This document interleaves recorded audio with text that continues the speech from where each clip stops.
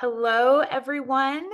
Thank you so much for being here today while we learn about study abroad opportunities in Sub-Saharan Africa, specifically highlighting Ghana and South Africa, our most popular study abroad destinations for our students. My name is Sarah Vetch. My pronouns are she, her, hers, and I am just one of the advisors in the study abroad office. And I'm very grateful to have two guests today to speak to on more details of two of our programs today, and I will let them go ahead and introduce themselves. Thanks, Sarah. Good morning, all. I'm Amber Nicholson. I'm one of the academic specialists in the UC-EAP system-wide office, and I have another colleague joined with us today. And that would be me. So my name is Austin, and I am the study abroad advisor for Ghana and many other countries. But if you have any questions regarding just about anything, I'm the first point of contact. If I don't have the information on me, I can definitely forward you to someone who might. So just feel free to ask me anything, and we'll get you the information as soon as possible. Great. Thank you so much, Amber and Austin. And we are going to go ahead and get started. So for those of you who may be here today thinking that perhaps we would go into details of each of the programs, that is not the focus of today's session, but that doesn't mean you should leave. Please stay. If you still have yet to attend a Get Started session or join the Canvas course, I do advise you to still participate in those programs. As you can see here, this QR code will take you to our Get Started page where you can learn a lot more. I will briefly go over the details of each as I introduce the slide as we're speaking, but if you needed more information about exploring what is out there, more the definitions of the programs, thinking about more the details that might help guide you to a program, attending the Get Started session will definitely do that. If you've done that already, awesome. We're just going to go ahead and move forward, but please stick around. This is just so that you know that we are going to mostly dive into the details of the region today. So you might be asking yourself, why Ghana and South Africa and Sub-Saharan Africa? Or you're not asking why, you're just like, tell me where to go. But in Sub-Saharan Africa, there's such a diversity of countries, languages, and cultures, such a wide range of academic study for students to choose from. There's opportunities to study with local and international students in these locations. And there's also internship, volunteer, and research opportunities. So other highlights include a wide variety of courses taught in English for our students, opportunities to travel, really living with international students as well. Opportunities in Ghana and South Africa are massive, and they're such amazing countries for our students to study in. So I'm really excited you're here today to learn more. So we're going to jump right in. This is just a beautiful photo from Table Mountain, which is right above where the campus of University of Cape Town is. So below you can see Cape Town, South Africa. Just a little, I think this was my photo actually when I was there years ago. So we're going to jump into the programs right now. So just so you have an idea about where the programs are located, this is a map of Africa. And as you can see, Ghana is on the west coast, right here, this orange country. And then we have South Africa right in this southern Cape right here. So just so you have an idea of where you're going and where the countries are situated on the continent. So now we're going to jump into EAP. I'm going to go over the program options, and then Amber and Austin are going to lend some expertise to the programs as well. So we have two options when you study abroad. I mean, there's two, not two options. There's more than two options, but there's two ways of pursuing the program. So we have immersion options, which I'll get into and what that means. And then our summer options are more thematic or major or subject focused programs, special focus programs. And that's what I mean about the two differences. So immersion means you're studying alongside local and international students. So when you're attending the university, you are having the experience of learning from local faculty. You have the experience of going to campus every day and being in classrooms alongside students who are degree seeking students. So comparing to like your experience at UC San Diego, this is going to be very similar in that you're at the university, you're taking classes with local and international students, local faculty, and you really have a lot of the curriculum to choose from. Each university might have some limitations to what students can enroll in, but for the most part, you can take a wide variety of classes. You can take classes within your major. You can take classes outside your major. You can take classes out of interest. You can really mix it up. So compared to a special focus program where the classes are a bit more limited, with immersion, you can mix it up if you like to do that. In Ghana, you are at the University of Accra. You have the opportunity to participate in internships. We've had students throughout the years participate in some really amazing internship opportunities, and you have the options, various options of terms to study there as well.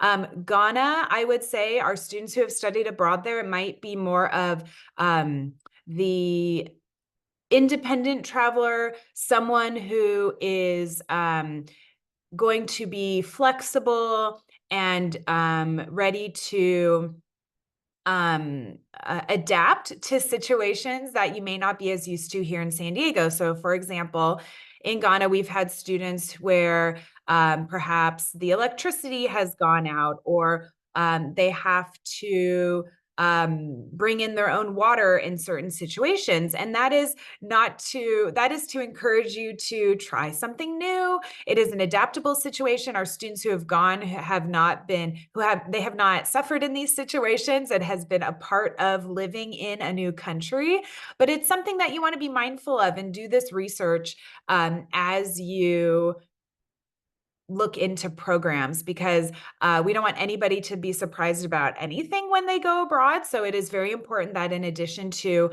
looking at the universities and what they have to offer, you're also looking at what it's like day in the life at the university. I also have some resources in a slide or two from students who have studied abroad in these locations. So I want to encourage you all, and I'll share this information as well, to watch and read about these students' experiences as well. So I'll talk about South Africa, and then I'm going to open it up to share, and then we'll go into summer options. So in South Africa, students can study at the University of Cape Town. This is also similar to in Ghana. This is an international university with local and international students studying there. So not only do you have students from all over Africa studying in Cape Town, but there is also a very big international community outside of Africa. Same for Ghana. So you will meet students from all over the world, which is really exciting. There is a lot of support in both locations, I should mention. In Ghana, you have the support of a study center where they're providing your orientation and support network, and you get to go on excursions as well. Same with at the University of Cape Town, you have a support network there to walk you through housing, figuring out your classes, and then also connecting you with volunteer opportunities, also the opportunity to join clubs and orgs when you're in country. So really amazing opportunities to connect with locals, the country, and international students as well. Similar to Ghana, you're going to have a wide variety of topics and subjects to choose from.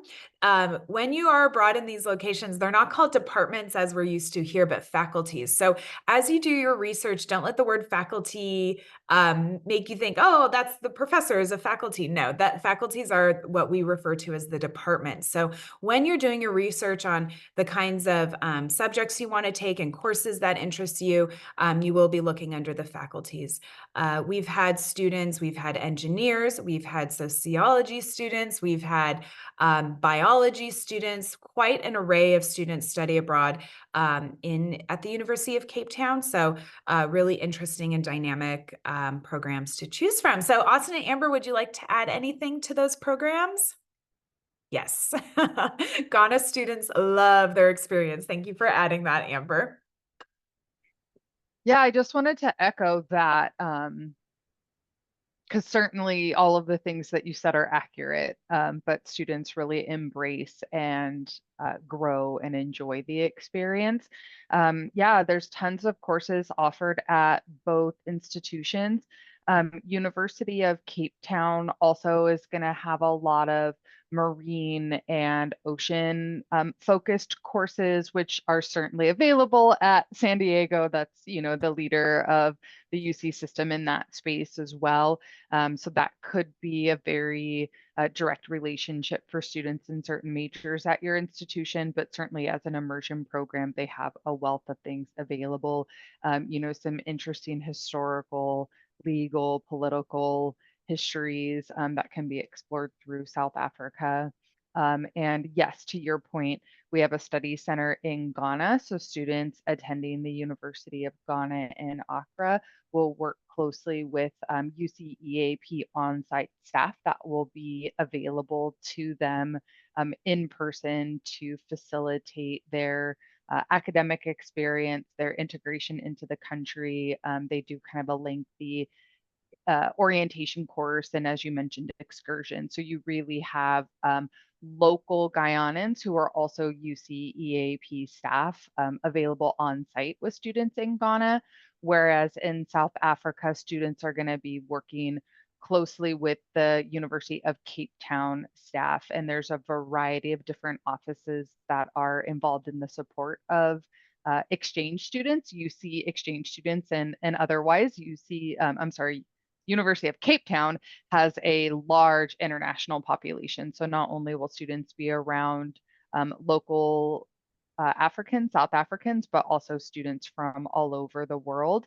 And there's multiple organizations and offices to support exchange students at UCT.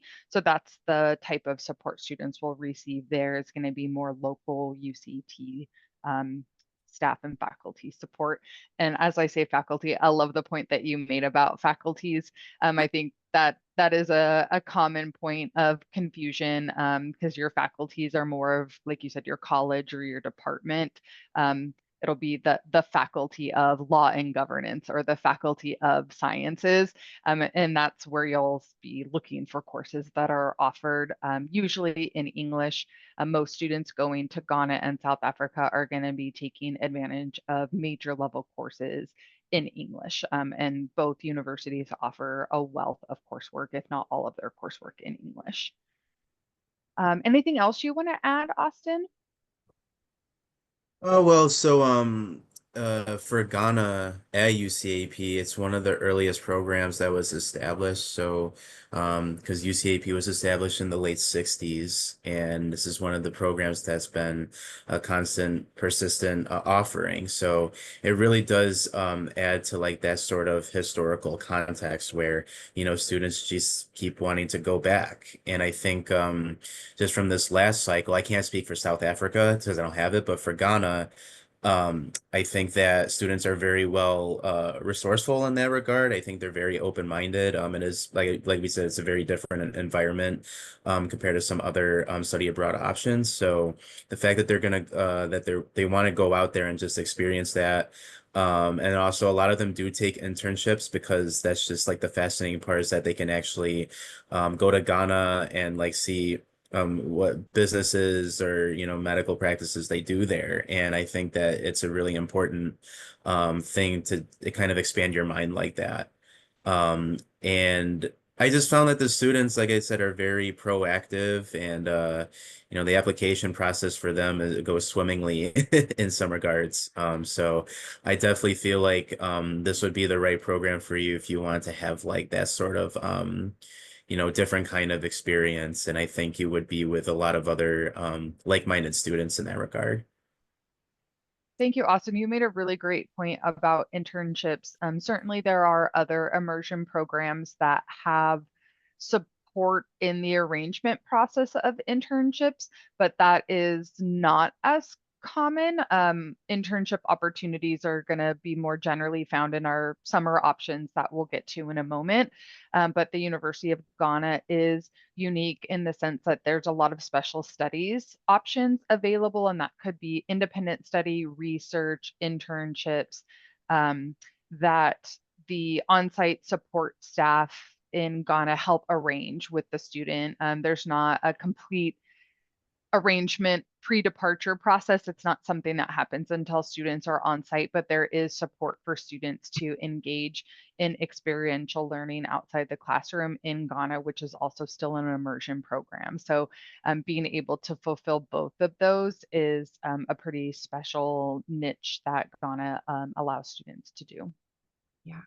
Awesome. Thank you so much. That was incredible additions to this. Thank you. And I want to mention with Africa, because it is Southern Hemisphere, our fall is their spring and their spring is the beginning of their term. So I mentioned that only to say the majority of students we do send is our fall, their spring. So if when you're a student, you go there, you might feel like, oh, it seems like things have been going along, and they have. So it's not to say it's a great time to start. It's just something you might notice in the feel of being there, is that they're not starting out as you are necessarily. So it might feel different than when you're starting off at your campus during the fall term. So because we're on the quarter system, we typically send more students during the fall, but that's not to say you can't start during the spring. We've had students go in the spring as well. And I will say, I love Austin's addition of it being one of the oldest UC EAP programs, and the students who go are just fantastic. You'll see from some of the resources I'm going to share in a moment, the students who've attended both universities are just, I don't know, just some of the most kind, warm, globally minded students I've worked with. So I think these are really amazing programs. So let's dive into summer. So there are two awesome programs over the summer, one in Ghana. It's a public health and society program. And that program is a 6-week summer program where for each couple weeks, you're moving locations and you're learning about public health in that region. So it's not you coming in with your ideas. It's about you going in and learning how that community is working on something and how you can help. So it is learning from the local people, learning from the local community, and seeing then how you can help them with their own resources and ideas and what they're learning. So that's a really exciting program. We sent a few students this past summer. And then we have in Cape Town, South Africa, in coordination with CIEE, which is another study abroad provider, the Summer Global Internship. So this is a 8-week summer program where you are in Cape Town interning, and that is the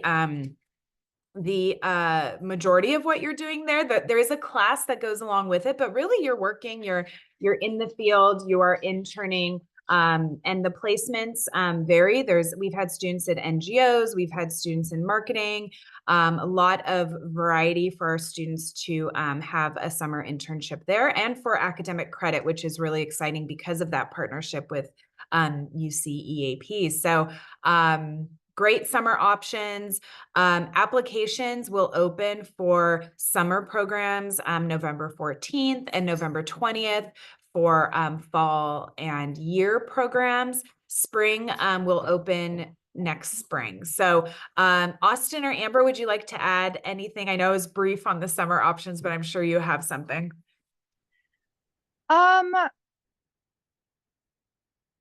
For public health and society, I would say it's a majority of pre-health focused students, maybe medicine, nursing, PA, pharmacy, although maybe dentistry, maybe some other healthcare professionals, certainly somebody that wanted to go on and do graduate work in public health, because the focus is, as the title implies, public health. And so when you're working with communities, it might be things like proper sanitation and or clean water, safe sex practices, oral health, um, diabetes, sugar intake. That's probably more of an American problem. So they're going to see a lot of community-based health problems as they're traveling around rural and peri-rural areas of Ghana, so leaving the capital of Accra and traveling. And some of it could include stops at kind of community-based clinics, free clinics, doing vitals, intakes, kind of bedside comfort care, nothing that would require a medical license, since students wouldn't be licensed to provide any type of medical care abroad, but they might be able to provide bedside comfort care with patients in communities. It's much more of an educational space for students to learn about challenges that communities are facing, and as you said, using local resources to implement a viable solution for the community to carry forward. And so that's why we see a lot of health focused students or public health education focused students that might join that program. And then for South Africa, it is a arranged internship. So a variety of students looking for experiential learning would participate in that program because CIEE, the provider, has a wealth of connections regarding employment opportunities. And so you could see, like you said, marketing all the way to engineering and anything in between. And so that's a great option for any student looking for a supported arrangement process for internships or other experiential learning. And like you said, 6 and 8 weeks. So just right in that kind of short summer experience. And so that's a great option for students that can't fit something in during their academic terms. Um, I would just add to like for because it was my first cycle when my first time dealing with Ghana for public health and society, and I noticed that a lot of the students that went on were very again open-minded, and they really wanted that experience like Amber said. And I think because some summer program students will go and because they want sort of like that vacation sort of atmosphere. I think for public health society though, it's more about the work aspect of it because you are gonna like Amber said before, it's gonna be like mostly pre-med students or like, hygiene or just medical things, right? And so I think that's a core part of that program. So it's a sort of a little bit of a different vibe, I should say. But I think people get a lot of experience from that as well, and I think it's definitely worth it if you're trying to explore that sort of like international like medicine. So I think that yeah, I think a lot of students get a good education from that as well.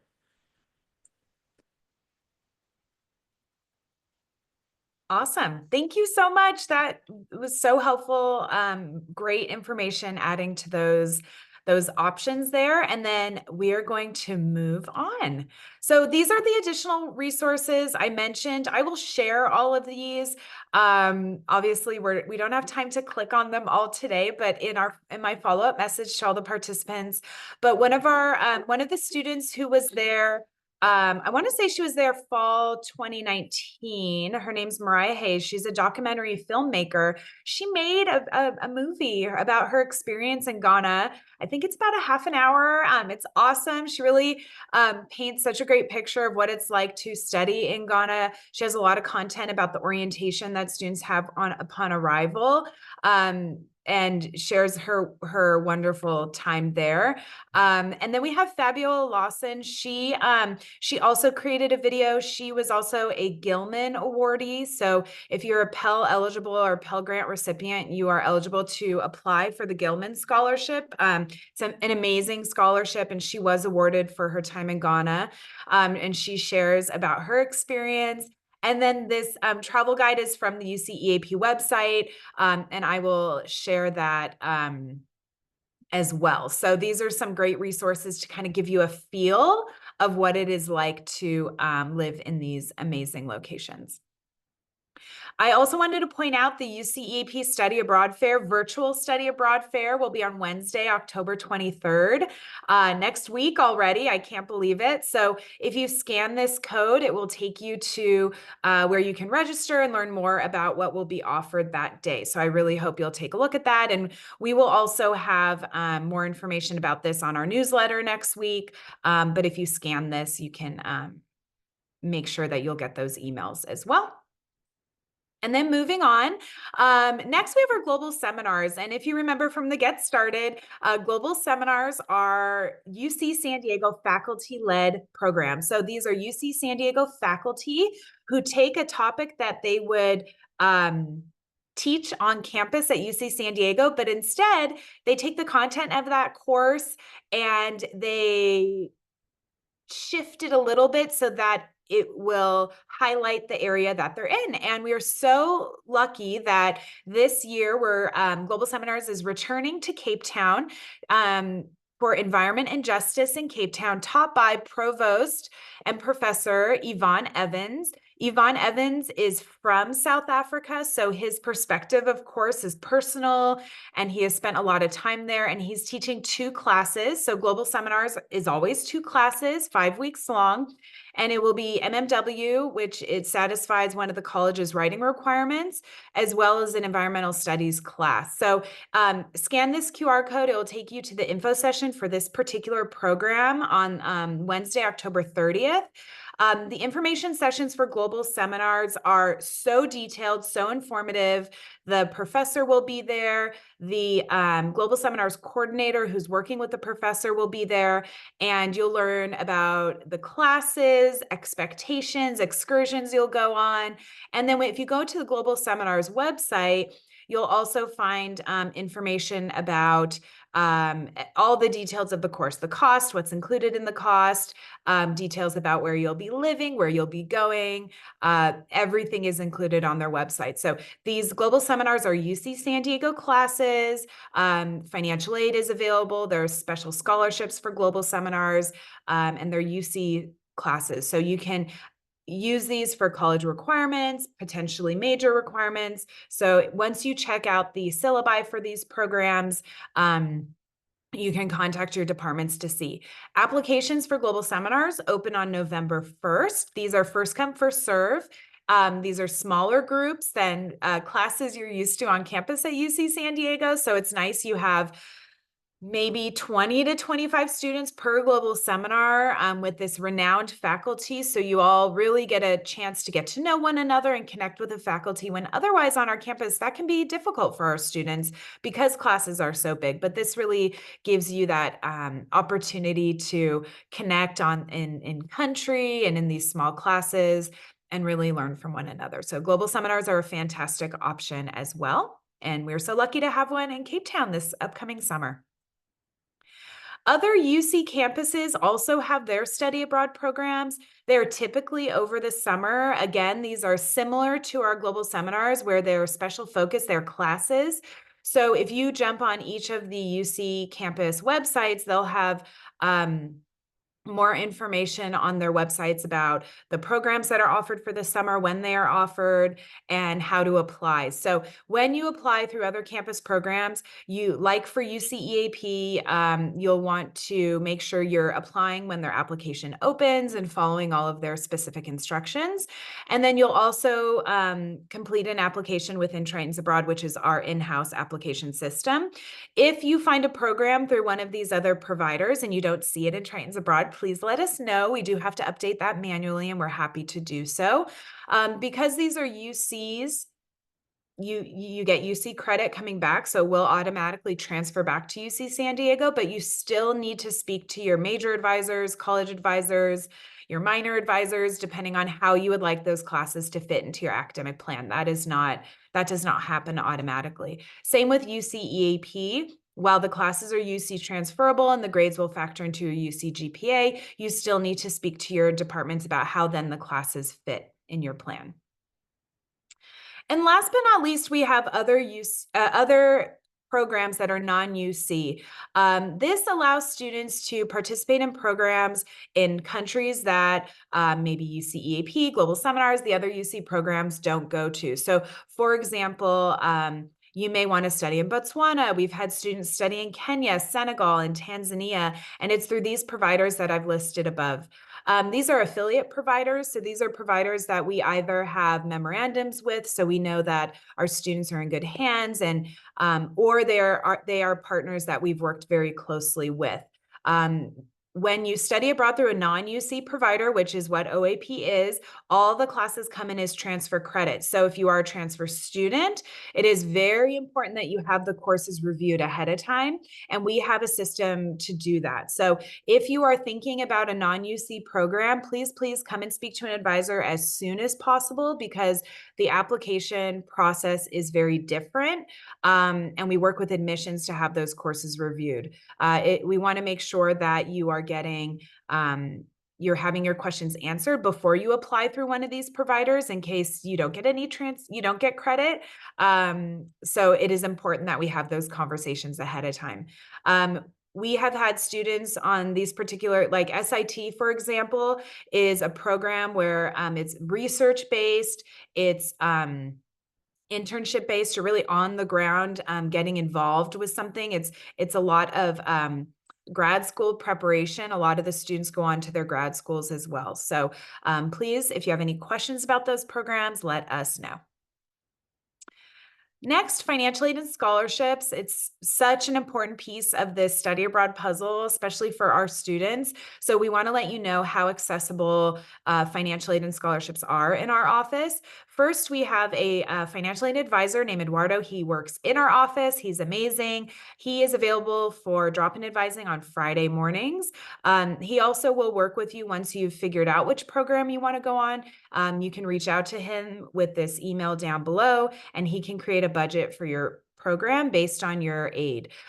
This has been so helpful for our students, because it's not every day that everything is paid for and you go on a free program. That's the reality for some, but a very small percentage of students. But what it is understanding your aid, understanding what financial aid you receive, how that financial aid will work into your study abroad program, and maybe any scholarships you receive. And it's that understanding that gives our students more confidence and a better knowledge of what to expect. And I think that makes students feel more comfortable. Of course, getting all the scholarships and having a hefty financial aid package never hurts. It's so helpful. But also it's understanding your aid as well and what it means, which also builds that confidence in pursuing our program. So we have financial aid and scholarship workshops available. I'll have a slide in a minute which shows you where to access all of our upcoming info sessions, and then recorded sessions as well. So if you weren't able to make it, you can watch the sessions. And then we have pages on our website with all this information as well. We have a Study Abroad Expo as well. So 2 days after the UC EAP virtual fair, we will have an in-person fair on Friday, October 25th at Town Square. So you can see it highlighted below here. Expo is an amazing opportunity to speak to people in person. We will be there. Study Abroad office will be represented. UC EAP will be there at a few tables to help you navigate UC EAP programs. Global seminars will be there. Well, we don't have any global exchange programs in Africa at the moment. There will be a global exchange table, as well as Fulbright, and many other partners across campus who offer international opportunities for our students. So please stop by, say hi. There'll be giveaways, there'll be excitement, and there'll be folks to talk to. So we're excited to meet you and see you there. You can, again, scan this QR code and it will take you to a quick registration form to fill out, where you will get some reminders as well. So we hope to see you there. And this last slide here is a link to our all the upcoming sessions. So you found us today for Africa, and then we also have linked, you'll find recorded sessions, and then any upcoming sessions, whether it's for countries or Get Started or financial aid and scholarships, you name it, you can find it all there as well. And what's next, you might ask? Well, we want you to continue to research your programs, help, narrow down what it is that is most important to you, what you're looking for. You'll want to speak to your major if you have a minor in your college academic advisors, so they may be able to lend some insight into the best courses to petition and look for as you're sorting through the classes that are available for you. And they can also go over the petition process and what that might look like. I would also encourage you to look at all the application deadlines.